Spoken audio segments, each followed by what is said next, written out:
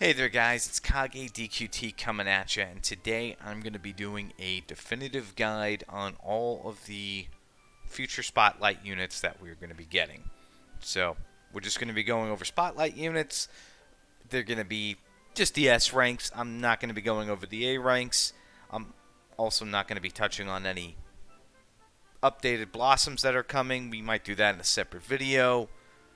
And we're just going to also skip over the Lawson unit as well, because I don't even know if we're going to get him. We may go into that later.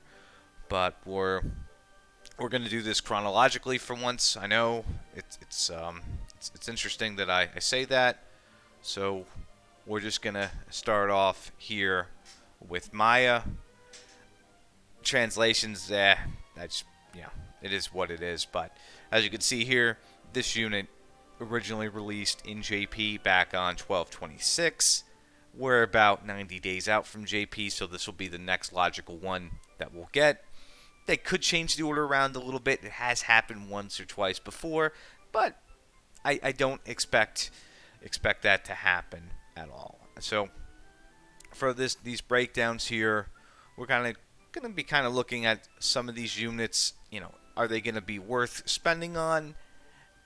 Spoiler alert, I realistically think maybe 2 or 3 of these are diehards, and the rest, it's up for interpretation if you want to use them, how you want to use them, because obviously things are graded based off of, do you want to use this in PvE? Do you want to use this in PvP? For RTM?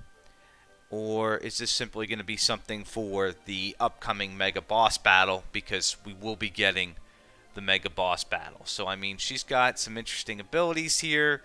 Her coup heals a major amount of damage, of HP, and she becomes a dragon. The whole transformation thing, it's a one-time usage deal, so there's that gimmick to her.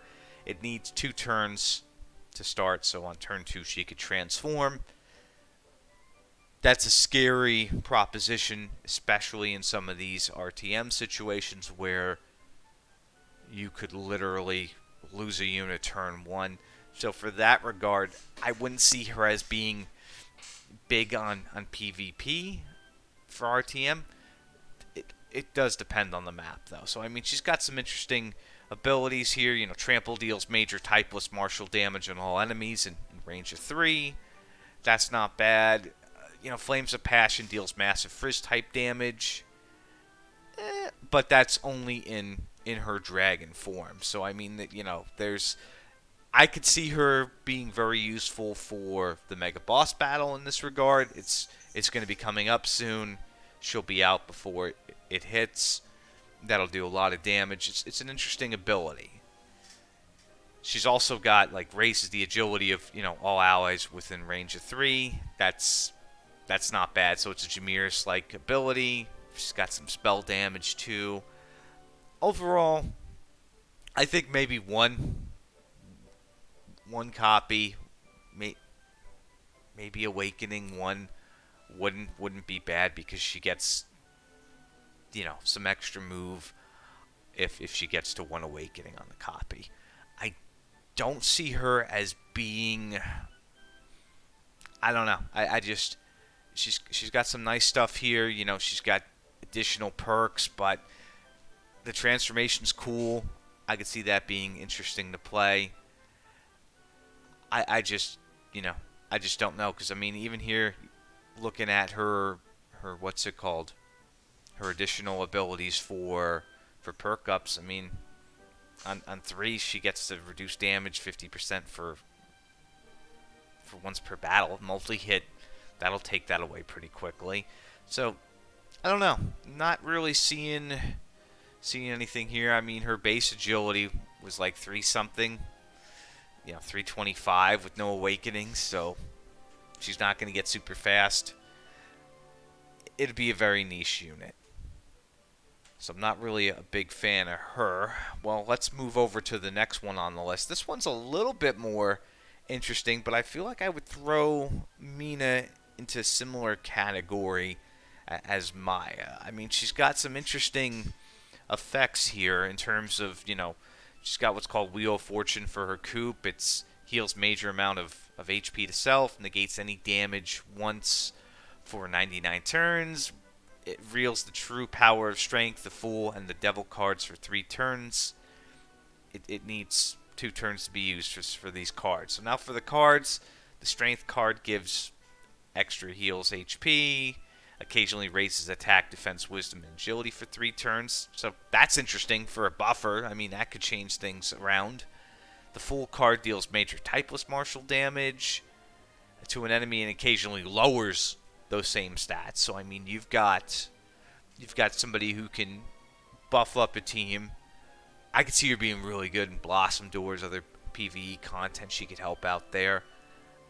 Again, stressing this here, I don't see her as being scary in PvP, real-time arena, when her base agility is pretty low. And I mean, it would depend on the map. If you can't get to her early, maybe she'd be okay. But her Devil card deals major Zam type martial damage on all enemies in range, which is that it's Omega range basically. So it's a 3x3 cube. Not bad damage. It's martial though, so there's certain things that can dodge it. Zam type isn't hateful, but again, not really seeing anything here to go, this is interesting. I like this, but with everything here, you've got also the Fool card deals major typeless martial damage. Like I said before, what else do we got?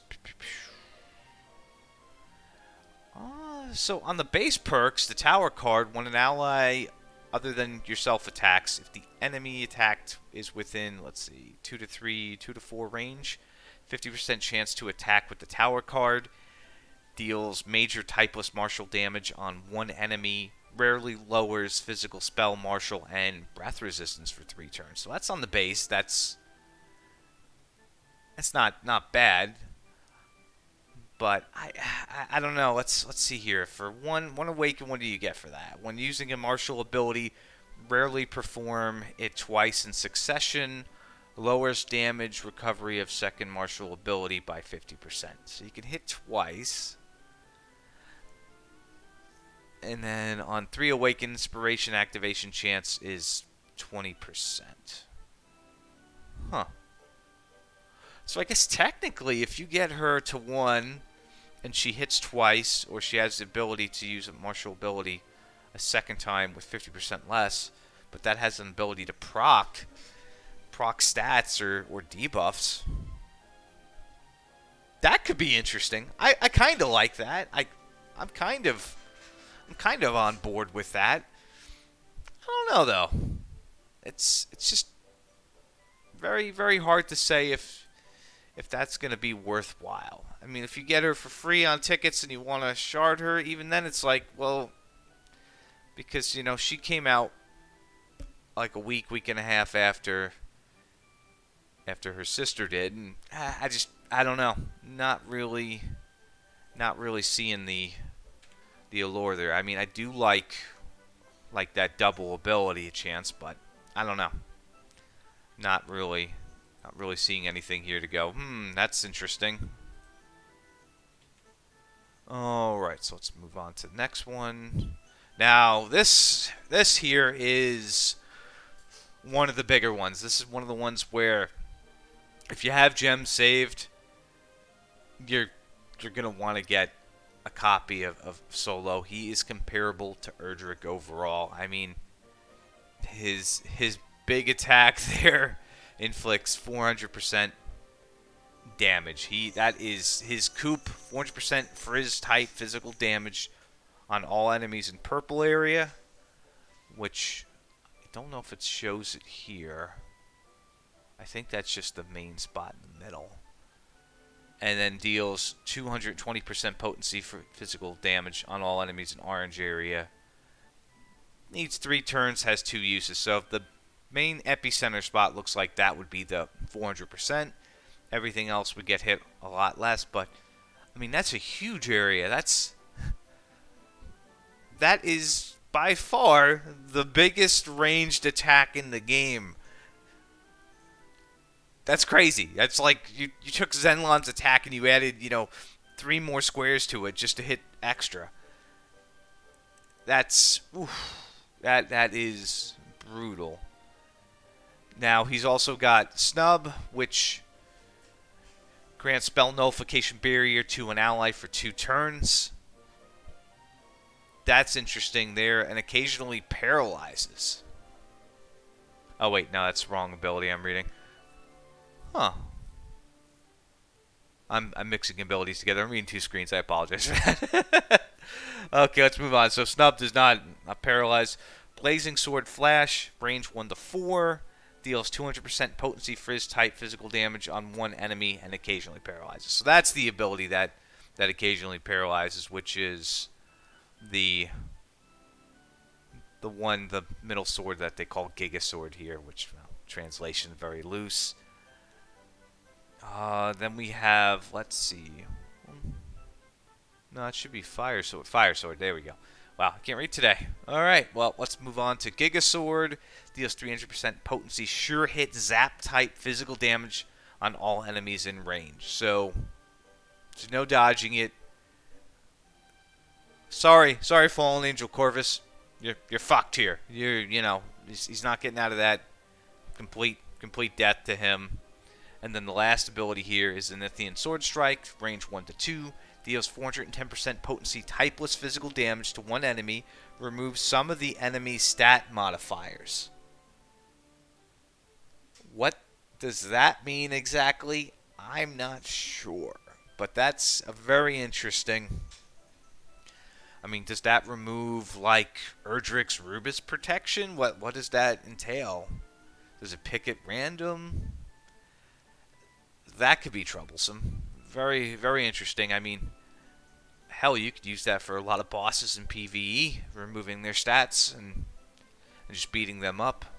I like that. Now, for perks on his hand here, the base perk, the Chosen One, when receiving status ailments, removes some status ailments 3 times per battle.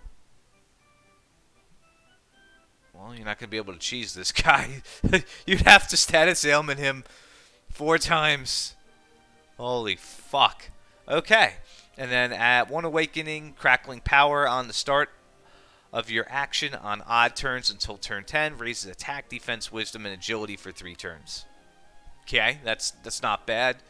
On 3, we've got Zenithian Protection at the start of battle, as well as at the start of your action. If your HP is more than 50%, reduces damage by 30%.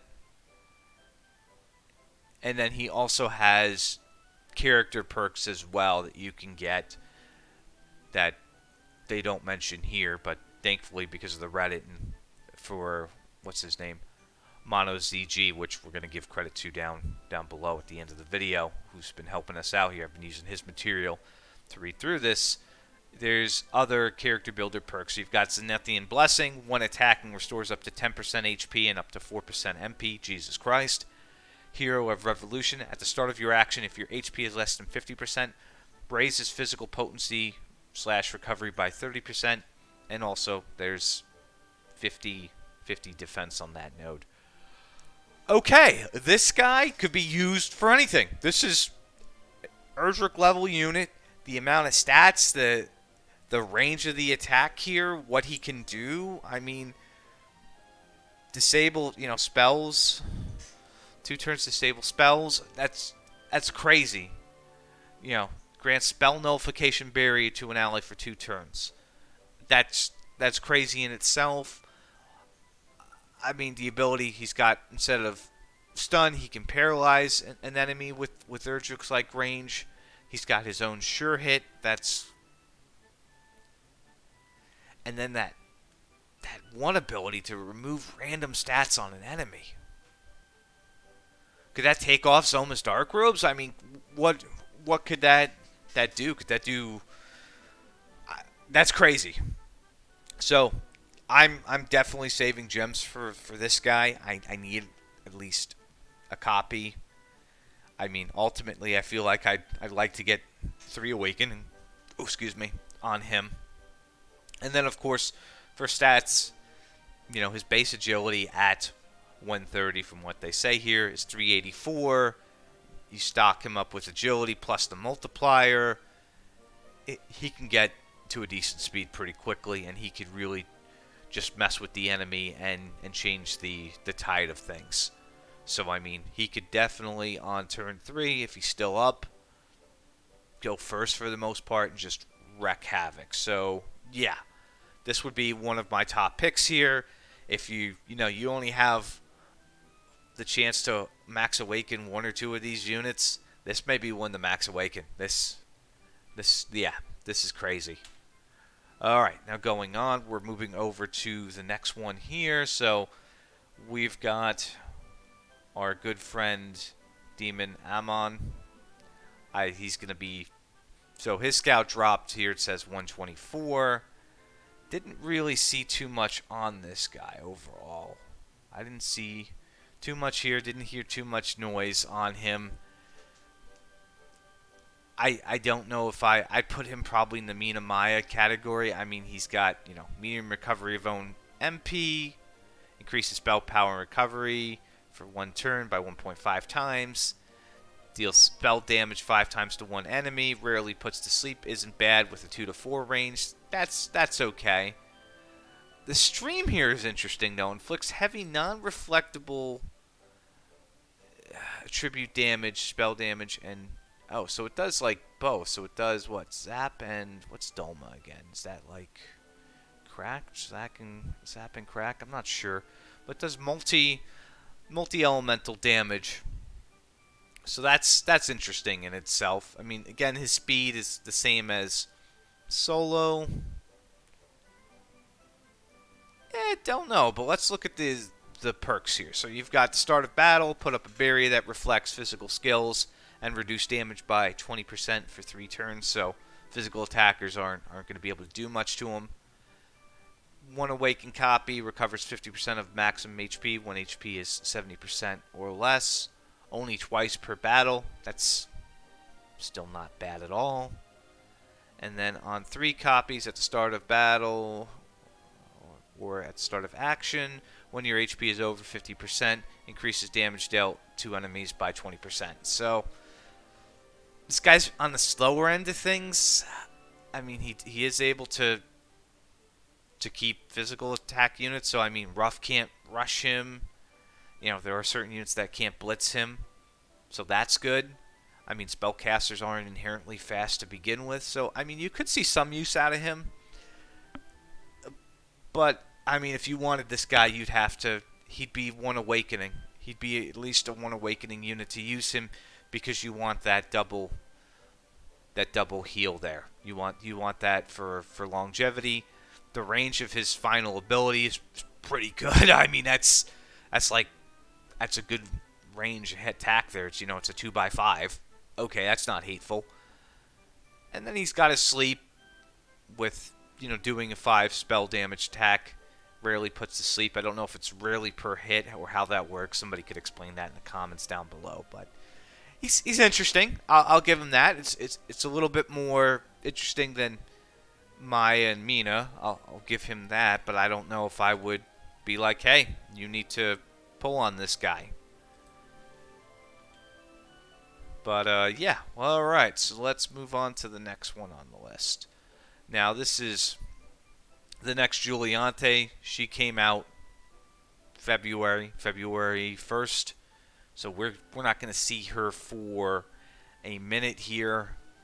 Her agility's like 50 better than the others. She's at base 438. So she's able to increase her own evasion rate by 100% for 3 turns.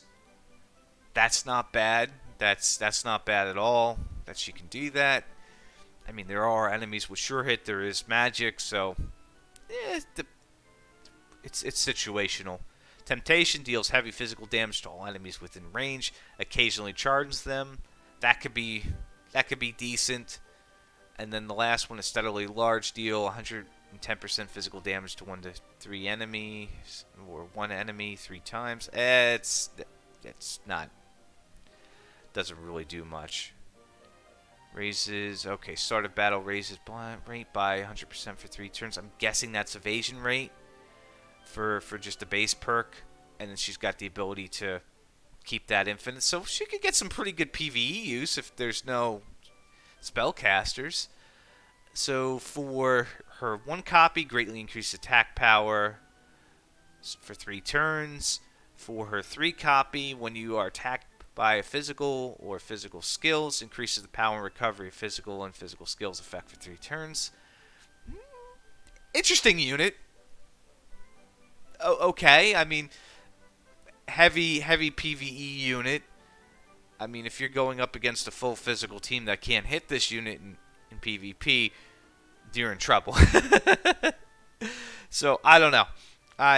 She's got 438 agility. You could push her up to 6 something.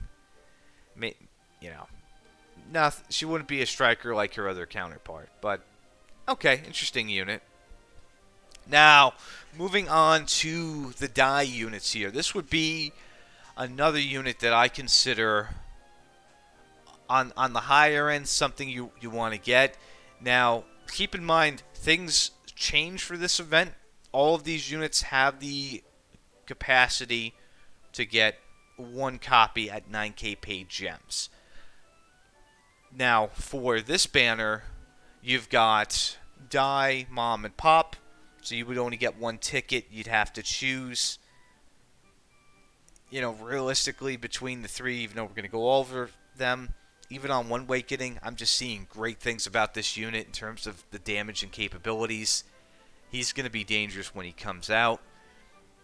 We're not going to see him for a while, though. I mean, this unit just literally dropped a couple weeks ago in JP. Estimated launch time for these units is about June, July. So keep that in mind. You do have some time to pad to save up for this guy. Don't be freaked out because, you just saw Solo a minute ago. You're like, oh my God, I got to drop. Well, you have some time here. So Die is crazy. Die has his coup is Avon Strass X.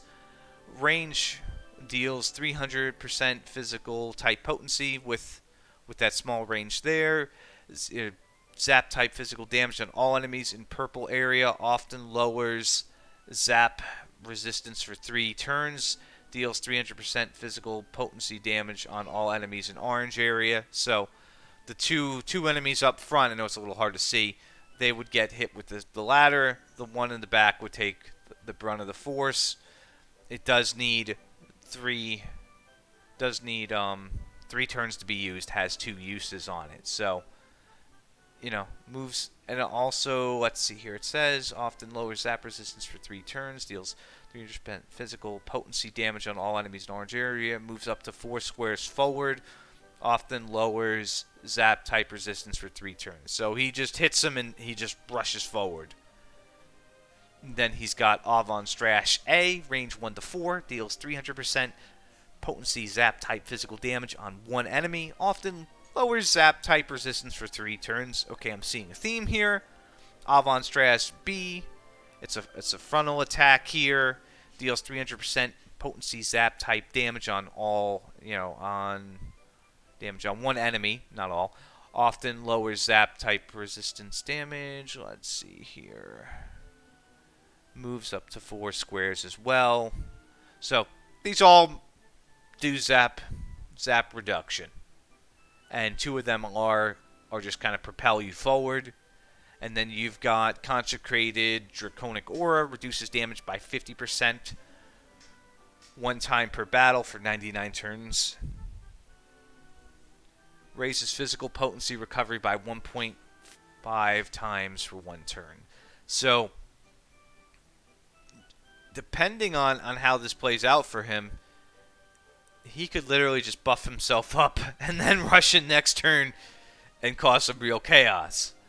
So, for these units here, you've also got a couple other abilities. He's got a plethora of abilities here. He's a lot of different utility. He's got Die Sword, Earth Slash, range 1 to 2, deals 400% potency damage to 1 enemy, high chance to lower physical resistance for 3 turns. And then he's got one other ability, this Sky Sword, Rendering Slash, 1 to 3 range, deals 320% potency, whoosh type, sure hit physical damage on 1 enemy. that would fuck up the new Juliante's day, maybe. Good times. Good times. And then, of course, let's go down to the perks here. His base perk, Unyielding Hero. At the start of your action, if your HP is below 50%, raises physical potency recovery by 1.5 times and removes some status ailments. Now, there is a note here in JP. There is some issue with this unit. I believe it is the status ailments. They haven't gotten some things sorted out, and I haven't heard of a resolution yet. Hopefully, by the time we get this unit, things are squared away with him, and they get that figured out, because there has been some uproar in JP about it, and I'd be a bit upset if we got this unit broken like they did, if they're, have the ability to fix him. So hopefully that's not the case. Hopefully they get things sorted out for him and things are being able to be fixed. If I'm wrong on this, or if I've heard it wrong, please correct me down below. I'm going over a lot of information today. I'm sure I've fucked up at least a couple of things here. At least a couple, So, let me know down in the comments. If it's some good information, I'll pen it so people can see that it's accurate. And then at one awakening the hero's draconic aura at the start of battle or at the start of your action, if your HP is above 20%, raises damage dealt by 20%, and reduces damage taken by 20%. As Mama Cat says, meow. And then at 3 awakens, Blood of Battle. At the start of your action, on odd turns until turn 5, raises attack and defense for 3 turns.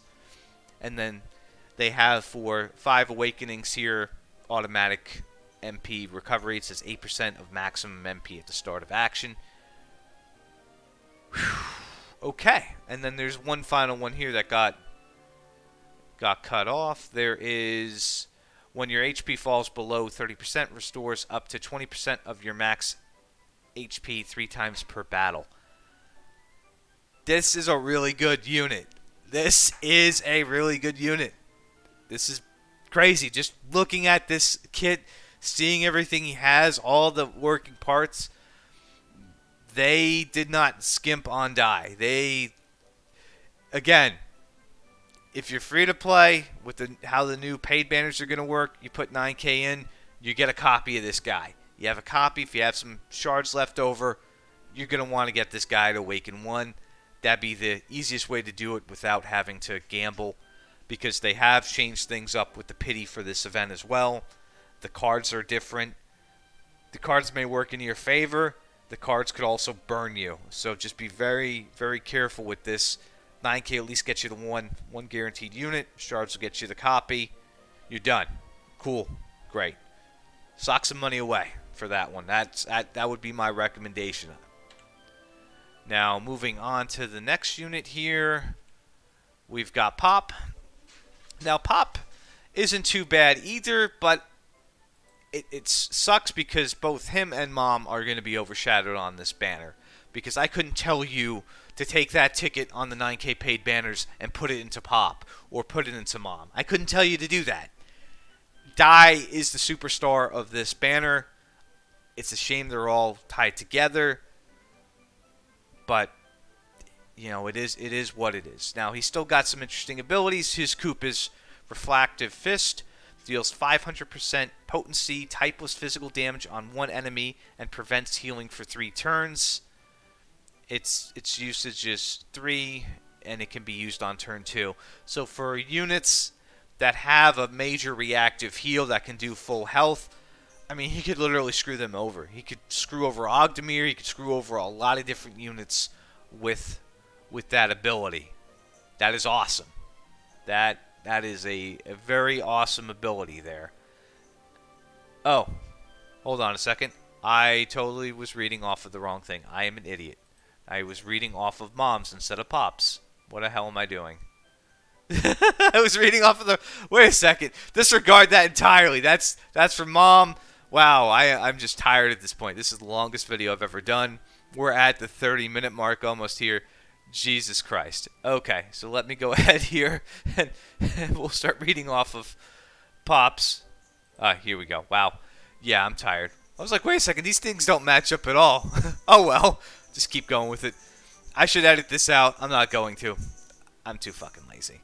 Anyway, let's keep going here. So now, for his coup, we've got Frizz Cracker, which is going to deal major unsurvivable typeless spell damage that ignores some damage reduction on all enemies in range. Usage 2, turns 2 to use this ability. Oh, okay then. Unsurvivable, it says. He's got Rescue Teleportation Spell, range 4, straight line, pulls all allies in range up to 3 squares closer. So it's kind of like a pull in. Summer Seraphie has a similar pull-like ability. Could get somebody out of trouble. Very situational based. He's got advanced explosive explosion here. What's this called? Explosion of self spell of destruction, which deals major bang type spell damage on all enemies in range.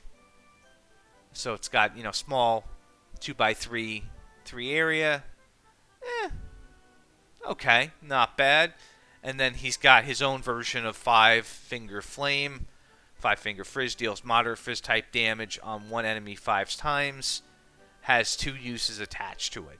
And then for his last ability, All Out Heal Spell, range 2 to 4. Or All Out Heat Spell.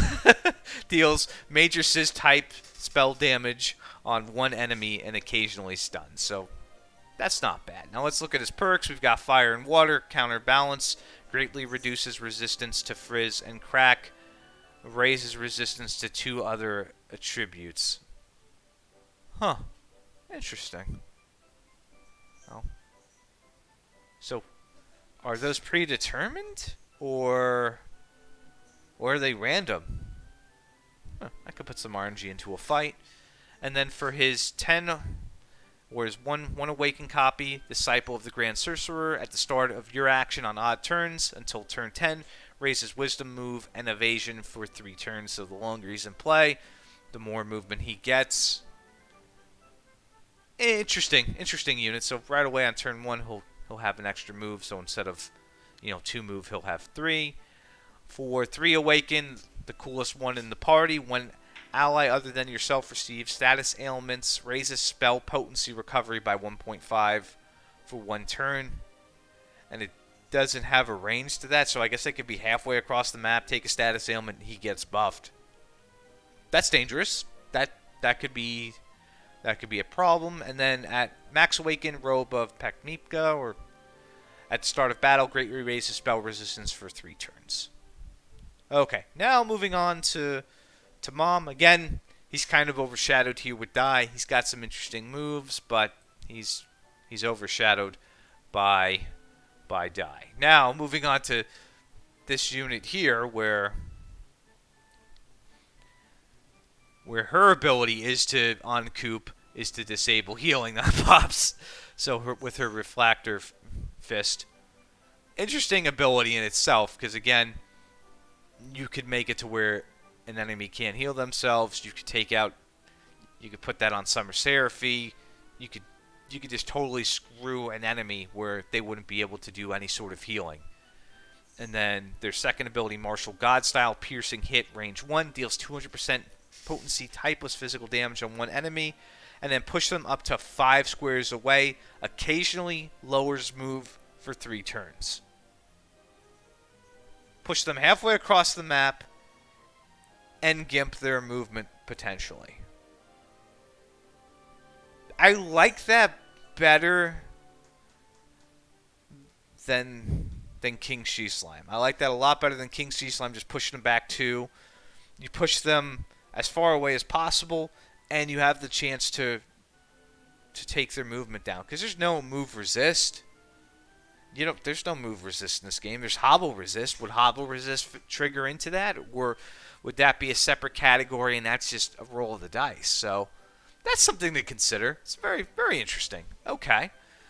And then we've got Martial God Style, Battle Strike, range 1 to 3, deals 300% potency, typeless physical damage on one enemy, raises physical boost to self for 1 turn. Okay. And then we've got Martial God Style, Riot Dance, range 3 squares straight line, deals 60% potency typeless damage on random enemies in range 5 times. Moves up to 4 squares forward. Raises attack on self for 3 turns. Okay. Alright, well, let's see what the perks do here. We've got the base perk, Martial God Style, coordinated attacks when allies other than yourself attacks using physical or martial attacks. If enemy is within 1 to 3 range, attack with Martial God Style. Battle strike 4 times per battle. Okay, so it's a counter. This here I like. This, as somebody who does RTA, I like this one next. Essence of Martial God Style. To start a battle, greatly raises agility and move for 3 turns. So, her base agility is 408 without any awakenings at level 130. With the right agility set, you not only get a decent amount of range, you also get, you can move a bit here as well. So her move would go up, I guess, from 2 to 3. Not hateful, and her agility would be pretty decent as well. Maybe she'll get into like the 700s. Who knows? Now, for 3 awakens, Martial God Style focus when receiving status ailments. Remove some status ailments once per battle. That's always good. That definitely trips up people in RTA. And then for the last one, for Max Awaken, Martial God Style, predict when attacking, raises evasion for 1 turn. Not bad. Not a bad little perk. We're almost done, by the way. We've only got 2 more to go now.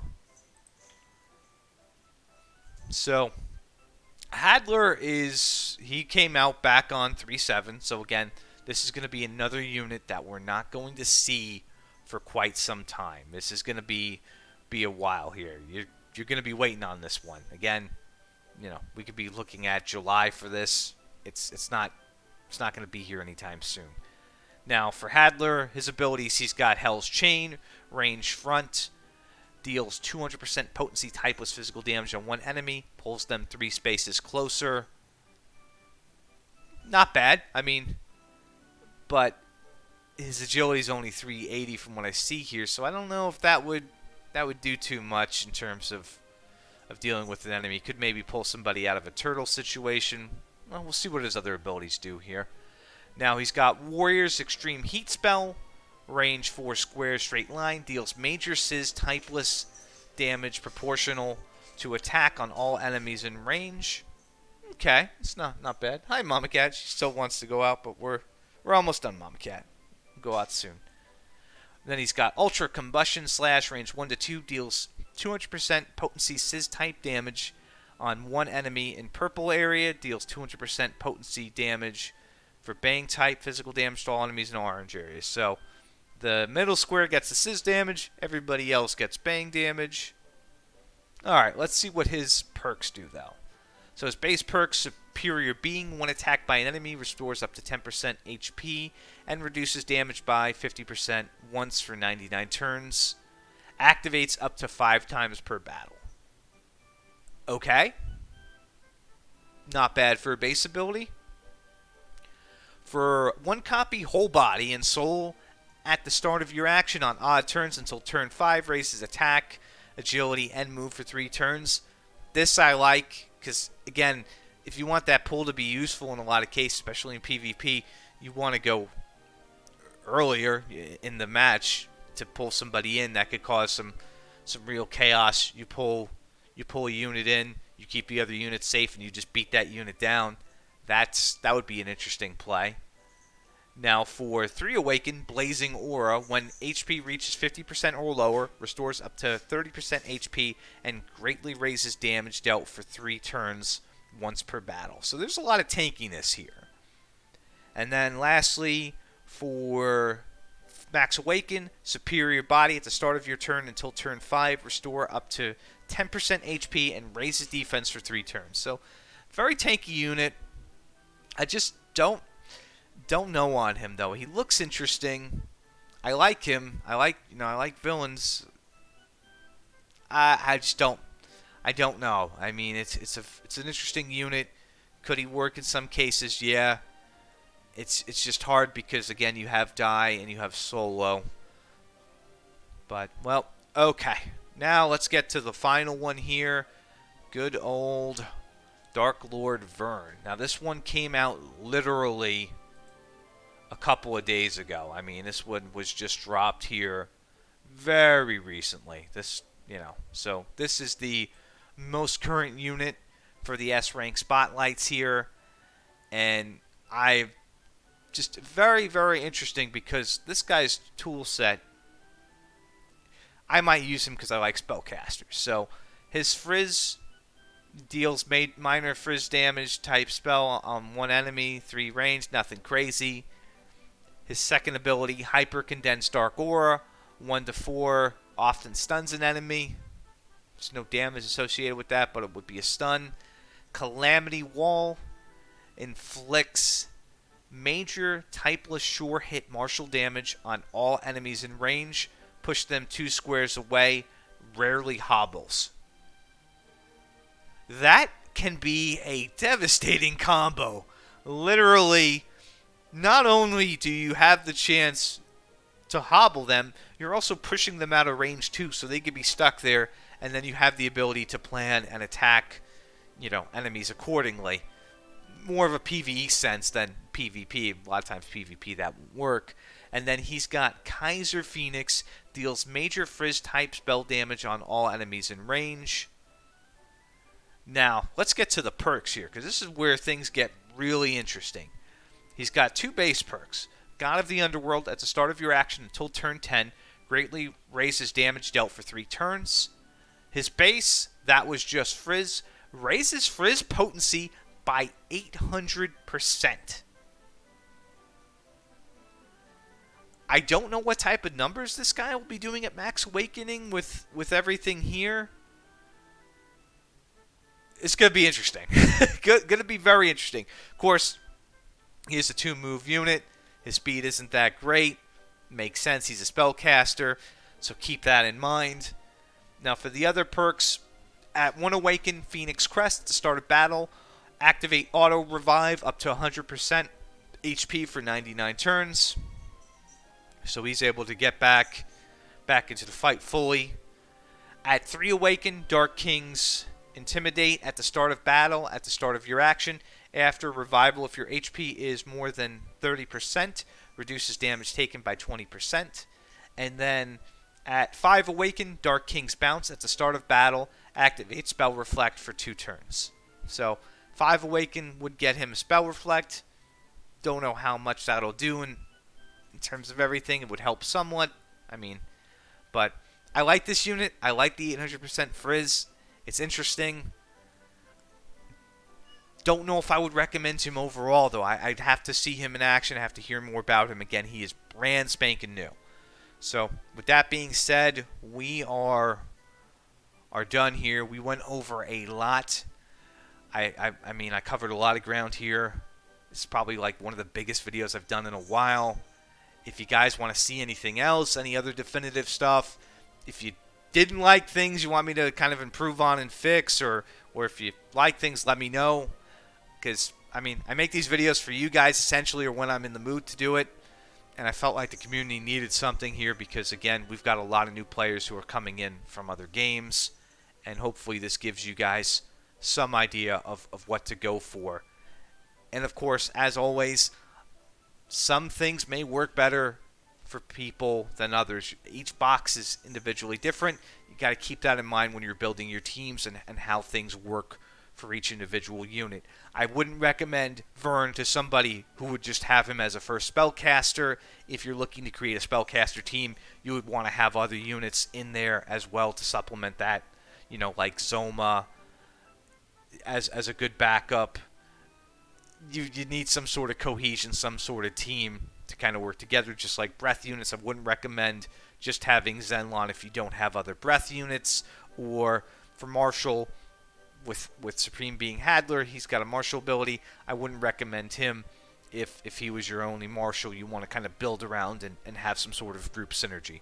With that being said, thank you guys so much. If you like this video, please like, subscribe, share, newspaper, whatever the hell. It is what it is. I'm not going anywhere. You guys are stuck with me. I'll be probably one of the last ones here.